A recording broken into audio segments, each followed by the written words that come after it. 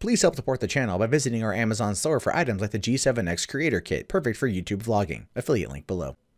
Hey, what's going on, everyone? My name is Matt Jarbo. This is 3 Buck Theater, and you know, Star Wars The Last Jedi comes out in a couple days, man, and I am so excited for it. I rewatched The Force Awakens last night. Still want to do a video defending The Force Awakens. It still brought me to tears. That's how I am. Han Solo is a character I grew up with my entire life. I think one of the first movies I ever saw in the theater was Return of the Jedi. I've just been a fan since I was an infant. And I love that world. I love it. So much so that I broke down crying at the end of the movie, like as I always do. It's like that movie's like Old Yeller for me. So I don't watch it as often as I want because it just hits me in the feels. But that being said, the movies themselves have had some problems over the years, obviously. George Lucas and the prequels essentially became what Ridley Scott is doing to the Alien franchise. So when he sold it off in 2012 to Disney for $4.08 billion, many people like myself were excited for the future because it wasn't going to be contained and restricted and hidden away anymore. Almost as if Lucas himself was ashamed of his creation. Almost as if he looked at what he had made, looked at its impact on the world, and was just embarrassed by it. And that's always the vibe I've gotten. And it wasn't until later on when he lightened up a little bit with the Clone Wars TV series that we got the idea that there could have been a 7, 8, and 9 by him. And in fact, he drafted 7, 8, and 9, but he sold off before it happened. And even Mark Hamill wasn't too happy that they didn't go with what Lucas had originally intended. It makes sense overall. It does. But with these new movies, he's now a fan, right? He's now a fan. So what does he think about it, right? Well, I know he liked The Force Awakens, but that was kind of a rehash of A New Hope. Plot elements, things like that. But Star Wars has a bit where everything is cyclical. Time is cyclical. So The Last Jedi being this first foray into a new expanded universe, not having to retread on past ideas and stories and characters as a way of propelling the story forward, what would he think of it? Well, he was actually screened a showing of it, and he said it was, well, beautifully made. I know, those two words are not much probably to many people, right? And ultimately making a video about it is kind of dumb, I admit that. But to say that to Rian Johnson, just imagine how Rian Johnson felt when he talks to George Lucas and Lucas looks at his creation, his playing in the sandbox Lucas built, and says it was beautifully made. If that were to ever happen to me or anyone I know, they would melt. They would just melt. If it were me, I would be on the edge of my seat the entire time. I'd be like, what does he say? What's his reaction? Oh my God. And then to find out he liked it, I would probably quiver and die and melt, and I would weep. I wouldn't even care. I would weep openly, hugging him, snot on the jacket. Thank you, George.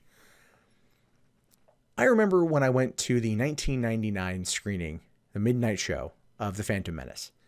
And right before the lights dimmed, a person yelled out, "George Lucas is God." The audience laughed and cheered. And then we watched Phantom Menace, and that thought kind of went away. But not all of God's creations are perfect, regardless of what people out there want you to believe. And as a result, sometimes things get changed, altered through evolution. That's kind of where the Star Wars franchise is right now, at an evolutionary phase. And Rian Johnson is a person who is making a movie that's getting rave reviews. People are comparing it, in fact, to Empire Strikes Back, but they're doing it in a way that feels not like it's the middle film in the trilogy, so it has to be dark, but that its soul is rooted in the idea that Empire was, and that this movie takes it to dangerous new levels. Dangerous meaning like intense. And as long as it's well written, well put together, and according to Lucas, beautifully made, those two words, quite frankly, my friends, are all I have to hear. I'm already hyped for this thing. I'm already hyped. I have tickets purchased for 2 showings this weekend. Yeah, I'm going. And it gives me more hope than ever before to see that out of him, to hear that from George. Because no matter what, no matter how much crap we talk about the prequels, no matter how much crap we talk about Jar Jar Binks or the Ewoks movie or C-3PO's, the excessive merchandising, and if you look at my wall behind me, if you've ever seen my wall, that's a rug of the Millennium Falcon. It's a rug that I bought at Comic-Con last year that's on my wall, not on my floor. Just to give you an idea of how big of a fan I am. We give him crap because to many of us, this is our childhood. This is what we grew up with. This is what we love. We love Star Wars.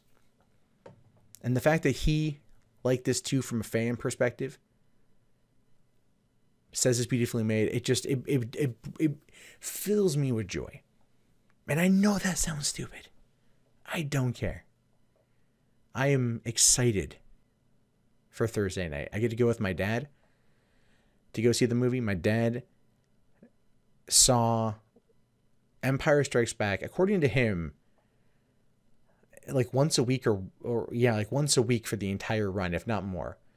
Because where they were living at the time, he and my mom in 81 or 1980 were living at a mobile home park that was just 2 blocks away from a movie theater. A movie theater that no longer exists. It's been torn down and turned into condos, apartments, shopping centers. But it's where he watched Empire Strikes Back more times than he can count. It's his favorite movie. And so to kind of help rekindle our relationship as father and son, I'm taking him to go see Star Wars. And I'm excited for that. And I'm excited that I can tell him that Lucas saw it and said that it's beautifully made. Because I think that's something we're going to be able to enjoy together. And as soon as my daughter's old enough to appreciate Star Wars, we're going to all enjoy it together. Star Wars means that much to me. And I'm sharing that with you guys because I know many of you out there feel the same way. And this is kind of just me putting my heart out there for this. But Lucas saying that is beautifully made tells me all I need to know about Star Wars Episode 8, The Last Jedi. But let me know what you guys think in the comments below. If you want to, toss it a thumbs up. Be sure to subscribe to the channel and check back often for more movie news and commentary from me. My name, of course, is Matt Jarbo. I will talk to you guys later. Have yourself a great day, and